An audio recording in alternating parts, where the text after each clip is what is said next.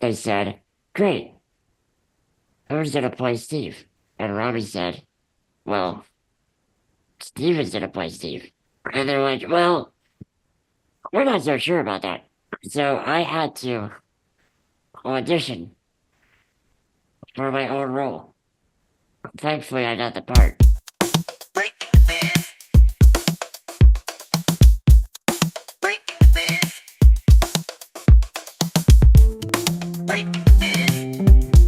Stay tuned for today's episode of Breaking the Biz, an informative podcast where we dive into the world of entertainment by interviewing seasoned professionals who have made their mark in the industry. Gain invaluable insights as they share their personal journeys, offering advice on navigating the dynamic landscape of the entertainment industry. Whether you're an aspiring actor, musician, filmmaker, author, animator, or any creative soul, tune in for expert career guidance, insider tips, and first-hand accounts on breaking into the entertainment industry. Get ready to unlock the secrets behind successful careers and fuel your own passion for the limelight. Please remember to like this video and to subscribe to our channels for more great conversations. Greetings from Breaking the Biz, brought to you by Yes I Can Unity Through Music and Education.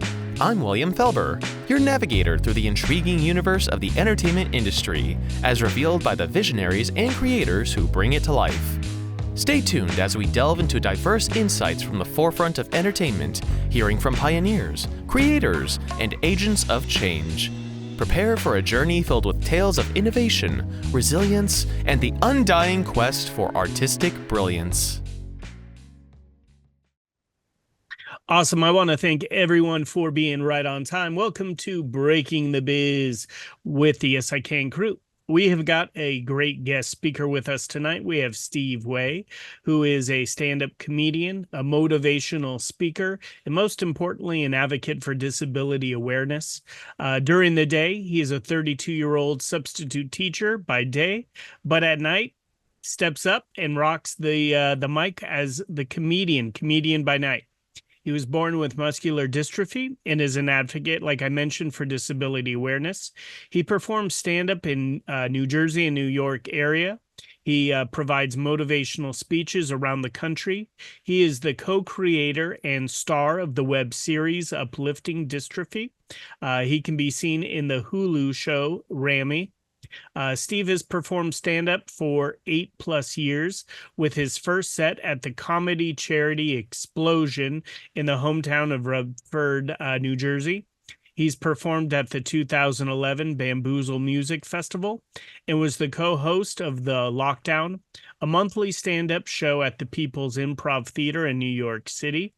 Since the early age of 10, Steve has been a public speaking, most notably with Muscular Dystrophy Association. He's spoken at major events and fundraisers, and now does motivational speaking on overcoming adversity. Steve, we are honored to have you tonight. Thank you so much for making time for us. No, thank you. Awesome. So, go ahead. I don't want to cut you off. You got the floor. Thank you for making me realize my bio is really outdated.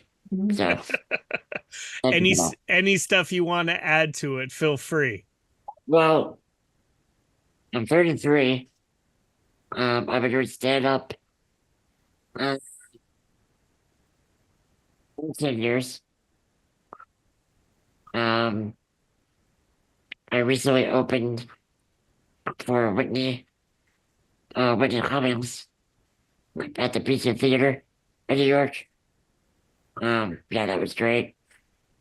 I recently produced a movie, Good Bad Things. Good Bad Things. We may or may not have just sold it to a major streamer. I just signed on to produce another movie, Disposable Humanity. It's a documentary about disabled people in the Holocaust. So really excited for that one. Did you I think that's it. did you say disabled people during the Holocaust? Yes. Oh, very deep and heavy. Yeah, it's a brilliant documentary. Pretty hard to watch, but I think it's very necessary. Especially, I think right now. Yep. We'll move away from the comedy to talk about some heavy stuff real quickly. But most people, first of all, there's naysayers with the Holocaust, which is just crazy with how much documentation there is. But then there's a lot of ignorance that even follows where people just think it was just, Jewish people, when indeed there is lots of people who were discriminated against during the Holocaust. And people with disabilities 100% are included in that mix. So I'm glad that you're bringing that to light for sure. Yeah, thank you. Um, we'll find out in 2 weeks if we get into Sundance. So fingers crossed. My fingers are crossed for you. That is Thank huge. you. Thank you. Did you direct it, produce it? Talk me through that. Yeah, so what I'm learning is that after films are completed, I'm the guy that people come to then get it out to the world. So for the movie Good Bad Things, they filmed it. They came to me to put my name on it, and they did it into festivals, help it win awards. Yeah, just get it out to the world. Get meetings with streamers, distributors. So we just wrapped that up. So now I'm about to start it all over again. I love it.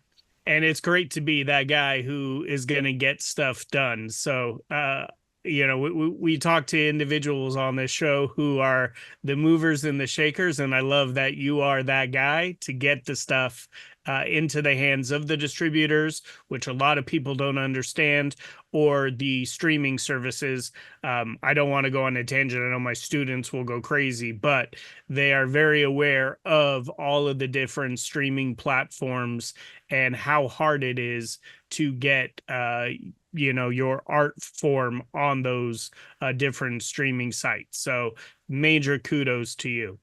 I wanted to ask you, when you were young, what was the dream job? Obviously, you're doing movies, you're doing stand-up comedy, you're educating and changing, the views of the youth.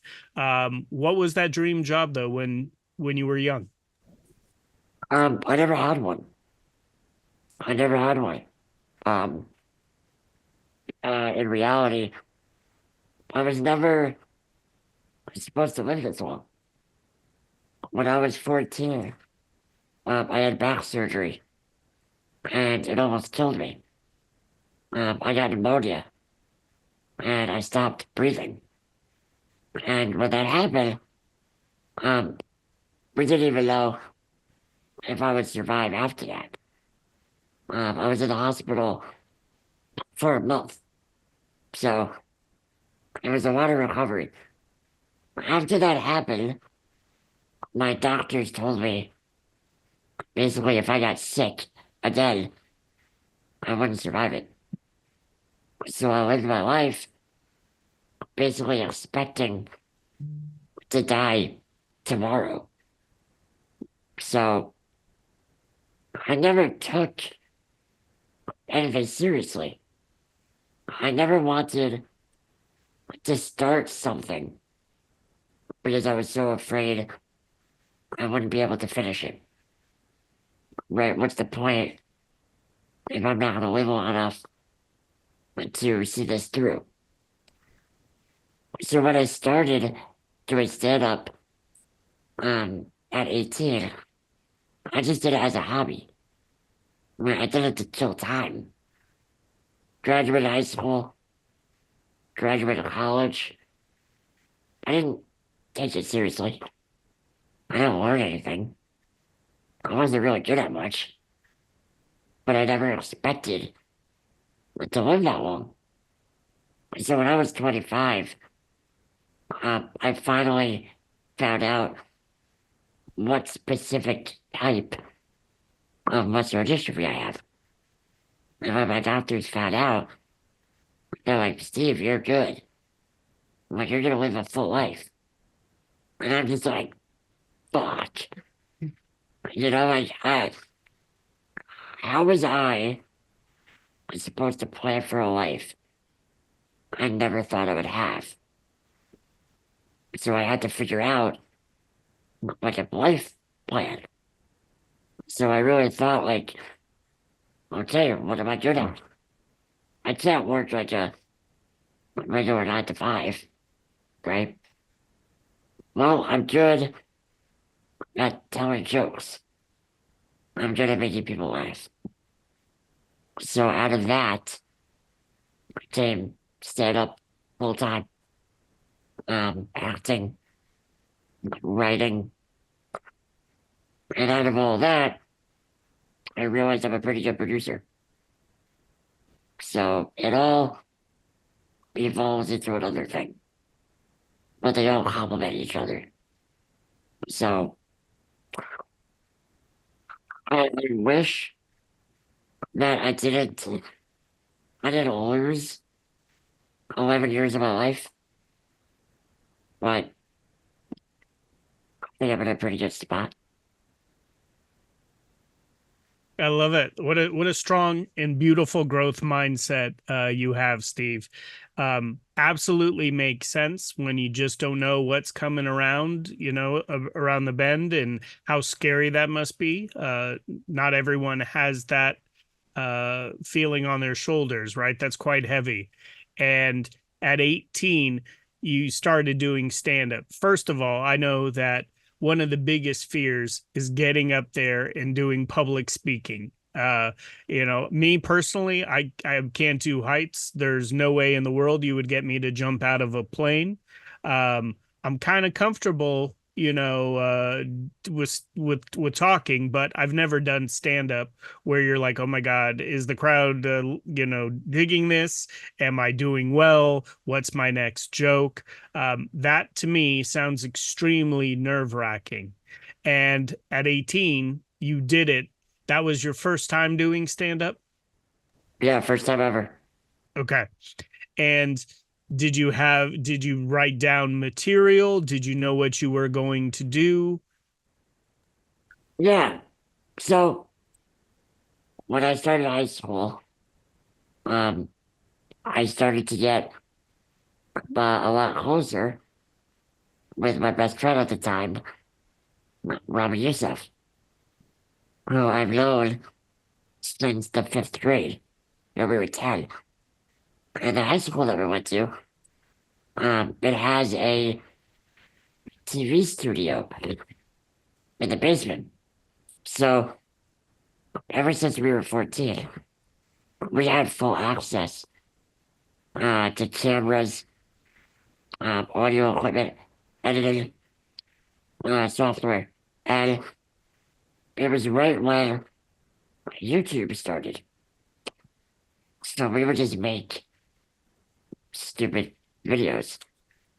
But the older we got, the better we got. And we realized that we're really funny.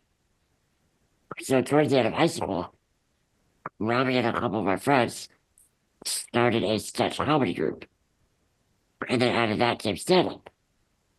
So they put on, as you mentioned before, the comedy charity explosion. In our hometown, we have a 100-year-old vaudeville era theater. And we did a show there to raise money for charity for muscular dystrophy. And one day, about a month before, Robbie came over and he said, why don't you write a stand-up set? You're funny, just put it on paper. So 2 weeks later, I showed it to him, he read it, and he said, great, you're going to perform it at the show. So that was the push I needed. I liked acting, especially the sketches that we did. But as you mentioned, I've been public speaking since I was 10, more than two-thirds of my life. So that's always been natural. So combining that with my sense of humor, my love for comedy, which is so natural. And yeah, I've been doing it ever since. It's beautiful too, because we talk about in this program, in order to feel fulfilled, to find a job that you just love to do, you got to find something that you're passionate about, and something that kind of comes with not necessarily ease, but just something that you want to get better at each time and you enjoy. And your love of comedy, and writing and producing, obviously, it all does come full circle for you.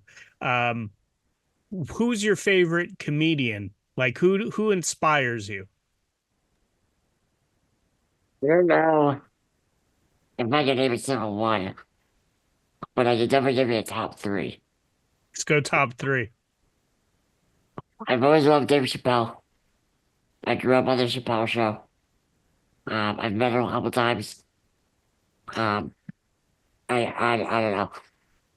Controversy aside, when that man is up on a stage, he knows how to command a room.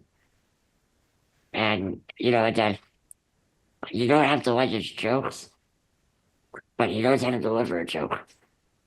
And I always loved his style.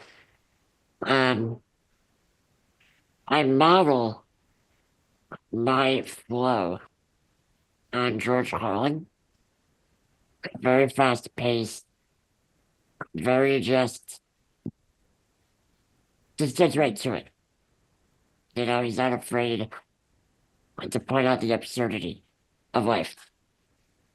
But I also get my self-deprecating humor from Rodney Dangerfield. Um, that man was depressed, and he really figured out how to channel that depression into telling a joke. Richard, I talk about telling a joke, delivery, the flow of a set. You know, crafting, crafting a joke is an art form. But it's not easy. And there is a structure to that. And a lot of people don't know that. But once you figure that out, then you have the formula. But not every formula fits for every person. So it took me years to really master that. But I would say with all three of them, I I figured that out. So I was gonna say your top three are some goats for sure in all different ways. Like um George Carl's, I mean, like the profanity and just saying things that probably would offend, but had no problem delivering it. Rodney Dangerfield with like the no respect, and such great movies. I'm thinking of the one where he's the dive coach, and that one is just one of my favorites. that's But cool. yes, Back to School, one of the best. And Dave Chappelle, like um I have seen Dave Chappelle. I watch all of his specials. I also Chappelle Show. I mean, I think it completely ahead of its time. In Living Color, I'm sure you enjoyed that, but I feel like Dave Chappelle took that to kind of the next level. But you're absolutely right. One of probably the most intelligent comedians. I have to echo what you said. He knows how to control the room, and he does parallel, and everything kind of comes back, which I just love. That type of comedy where he could go on to another tangent but then bring it right back to what he was talking about.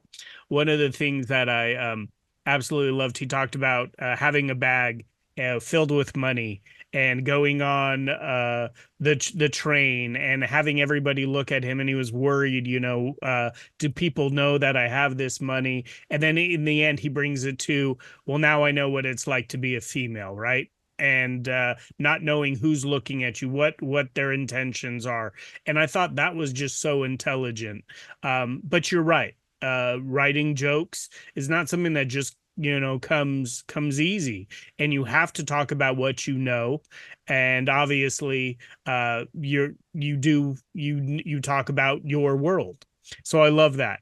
Whitney Cummings is great. I followed her from Chelsea, the Handler show, but she's a great. That's awesome that you're opening up for some of these giants in the comedy game. Yeah. Let's go ahead. I don't go for it. About a little over a year ago, I opened for Judd Apatow in LA, and that's just like, wow. It's again, it's really surreal. Again, to think that like you go from 5 minutes to almost dying to then being on stage at the Beacon Theater, and I'm looking out the audience, and I'm looking at all the places where I've sat for shows, and then just thinking, and now I'm up here.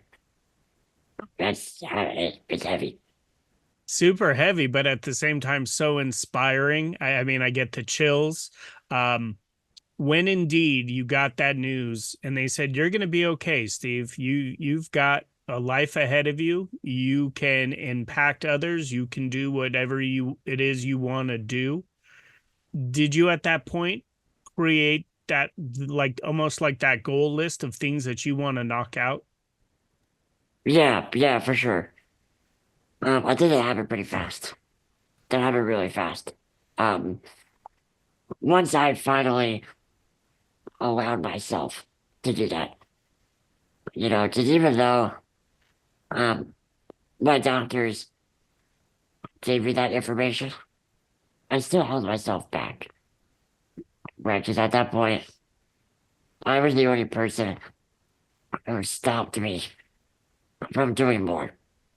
So yeah, I recently just started writing my first screenplay.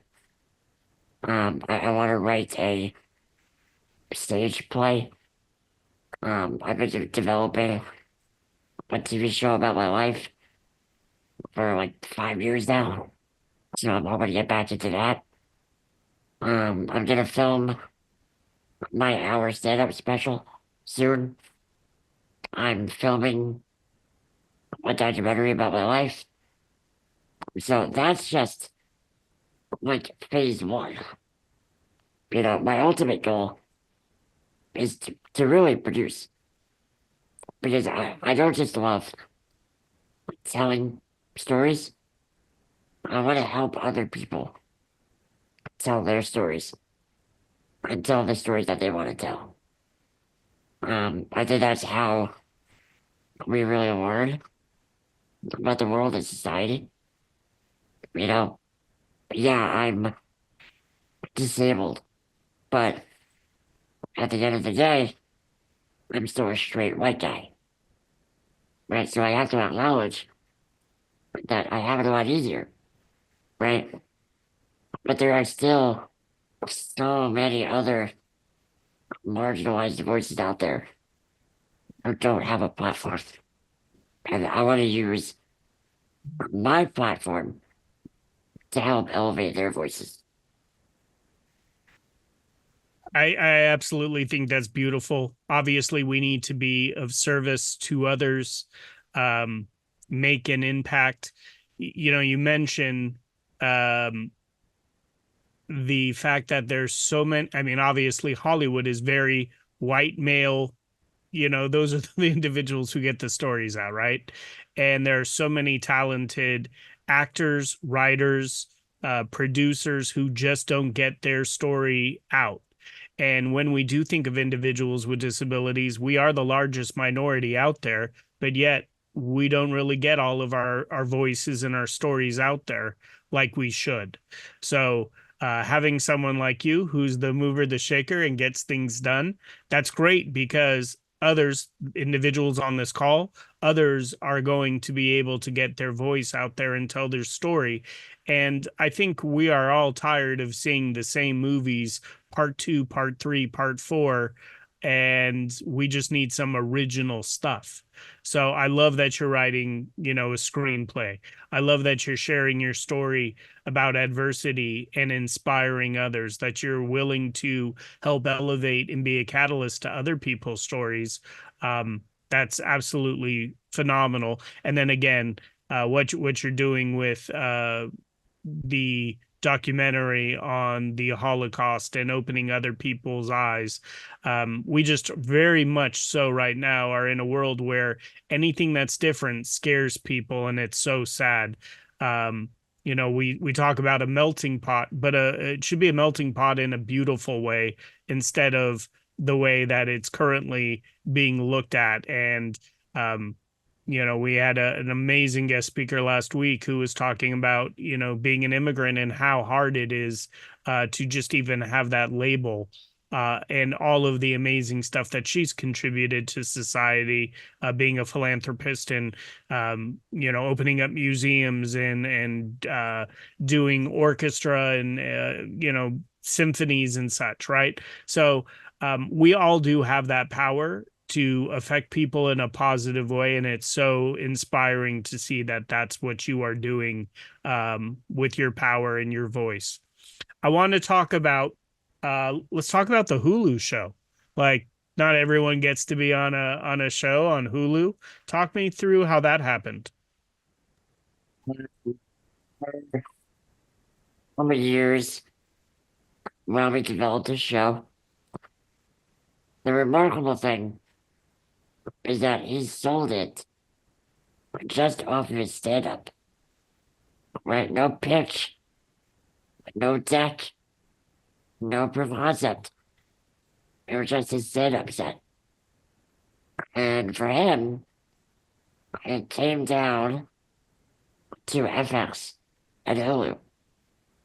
Now, obviously at the time, FX was pretty established with It's Always Sunny. At the time, Hulu did not even have The Handmaid's Tale. So it was still really fresh. So he had to decide, do I go with the established name, or do I take a risk and be the name? And we all know what happened. So when he sold the show, he said, Steve, I wrote a part for you. It's basically you, our friendship. And then, when the studio and the network saw that, and then they saw me, they said, great, who's going to play Steve?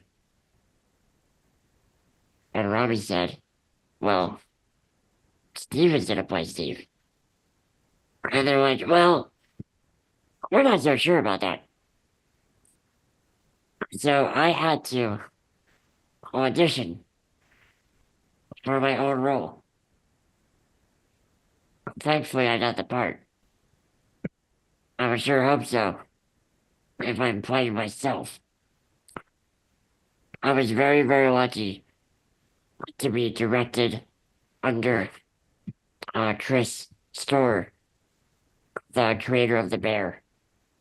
Just a great guy, very knowledgeable in his craft, and taught me a lot. But also was very accommodating. If I'm doing a 12-hour shoot day, I'm gonna be pretty tired, right? But he had no problem giving me an extra break, an extra 5 minutes. So having that trust was really, really helpful. I love it. Go ahead. I It's didn't want to cut also you off. no, it's also really nice to just do it with your best friend. Yeah, I mean, like you think about those times that you were sitting there and creating the shorts and doing the stuff, in the school basement with the cameras and the mics and doing it all. To have that full circle moment is beautiful. One of the things you talked about is just something I have to touch is um, why is it that individuals with disabilities need to have an actor go in there and play those roles? That's something that I just don't understand. And I know there's going to be a change, but there shouldn't be anybody playing you but you, right? Like, Yeah, uh, I mean, it's it's this weird cycle where these very old, very white, very male studio executives think that someone like me is going to make an audience uncomfortable. Now, at the same time, how many shows are there about serial killers? But people love that shit. So their go-to is let's use disabled people to make audiences feel good, but we're not going to actually use disabled people. Right? That's why we got Eddie Redmayne winning an Oscar for playing Stephen Hawking, which is nuts when you say it out loud, right? Um, I was told by a certain streamer that they wanted my show to be more like Ted Lasso. And I said, that's not my life. I'm not going to just sit here and spoon feed the audience optimism. That's not anyone's life. But I sure as hell am not going to be a prop to deliver that. So, yeah, it's frustrating. But as you look at, with the movie I just sold, it's possible. And it's happening. So, it's slow. I think it's a lot slower than every other marginalized community in Hollywood. But it's happening. It's happening. So it, give it another 5 years. Yeah, no, I think we need to get there, and you're absolutely right. Like the serial killer stuff, we all just sit there and that's uncomfortable, right? Like we're sitting there watching Jeffrey Dahmer eat people, and that's extremely uncomfortable. But like, um, you bring up a very good point is where I'm going with that, Steve. And not everything needs to be sparkles and rainbows, right? That's nobody's life. And we all look at people's social media, and that's all bullshit right there, where it's, everyone's celebrating their highs or their fake lives, and they're not sharing the fighting with their partners, or, like you see individuals who have the shared joint social media accounts. That's not real. So I think being real, being transparent, there's some beauty to that. And if indeed there's some people who get uncomfortable, then they need their eyes open and they need to know how, the world works. So, Yeah, uh, but like people get uncomfortable just by watching the news. And I understand, people want to escape from reality. Right? That's why I respect like The Bachelor and Survivor. I get it. But not everything should be like that. But you have to have raw, honest truth. And that's what I'm trying to bring, right? And it's like, I've won at the Trump rally multiple awards for authenticity. And it's obvious that people want to watch that. But the evidence doesn't really matter to the people with the power. And that's the frustrating part. And that's why we get like Timothy Chalamet and Glenn Powell in every other movie. That's all they care about. They don't want to take risks. And that sucks. But like I said, give it 5 years. It'll get better. I think you'll be on top in 5 years. You've got a lot on your plate. You're doing a lot of amazing things. You mentioned, working on a story on your life. Are there any other ambitions as far as movie making that you have around the corner? Oh, yeah. Like I said, this is phase one. Let me see how I feel when that's all done. Okay. Maybe I'll just quit. Who knows? No one's ready. I'm done. I did what I want to do. But at the end of the day, I can really see myself producing and doing stand-up forever. Stand-up is my passion, but producing, I'm really falling in love with, and I just get better at it every day. I meet new people every day, constantly make new connections. So, yeah, why stop that? I don't think you're gonna quit after phase one. I feel you've got too much in you to. I know we got phase two and phase three coming. I can feel that already. Do you have any shows booked in the LA area? Is everything very much New York? Pretty much. I might be out there first week of December. Okay. So if I am, I would definitely try to book a show. Okay. Well, we would love to support you and come see you. So we got to most definitely stay in touch on that. I have a few more questions, and then I want to open it up to questions from our amazing crew that's with us tonight. What's the biggest piece of advice you would give to a younger Steve with all that you have been through and all that you have accomplished? Um,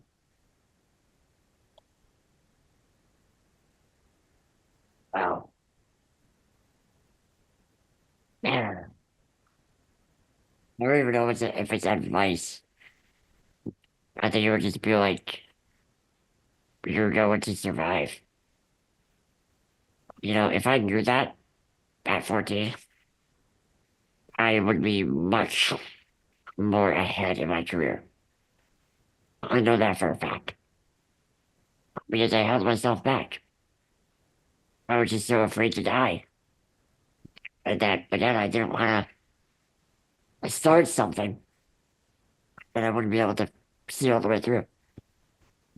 So I guess if there was advice, just do it.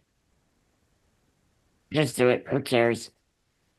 Nothing matters. We're all gonna die at some point. So just do it. Do what makes you happy. Why not just be happy? Because if you're not, then what's the point? 100% well stated and absolutely so true. I have one last question. Is there a mantra that you find yourself saying that kind of keeps you positive, focused, keeps you going, keeps you resilient? Anything that comes to mind? Yeah, just do what makes you happy. That's it. It's all about happiness. Yeah. I spent way too many years just being miserable because my top priority was always survival. I know how to survive, but I never really learned how to live.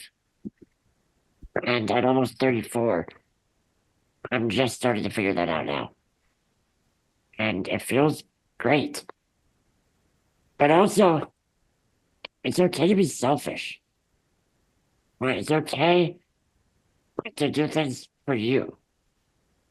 And again, that's just something else that I'm starting to figure out now. But yeah, at the end of the day, just do what makes you happy. Can't agree with you more. I think you're absolutely on point. You're very, very intelligent. You're very, very wise.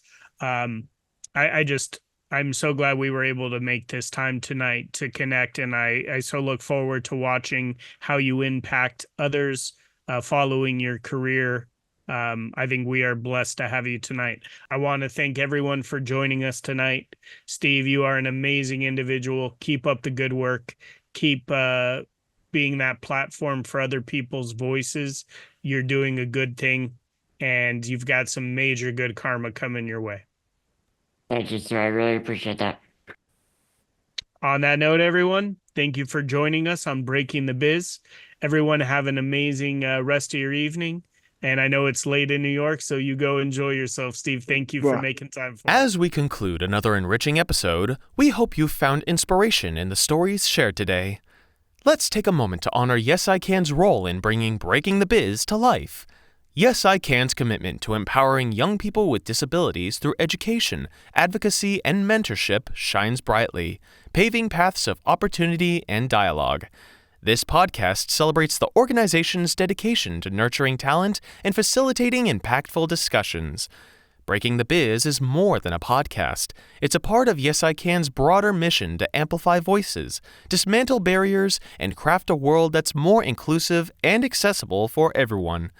Each episode is a chapter in our shared narrative of progress, education, and empowerment, driven by the spirit of Yes I Can. Thank you for spending your time with us on Breaking the Biz. Continue to challenge the status quo and share stories that resonate. Until our paths cross again, let's keep transforming aspirations into achievements and infuse every endeavor with optimism. Here's to advancing the landscape of the entertainment industry, one episode at a time. I'm your host, William Felber. See you next time.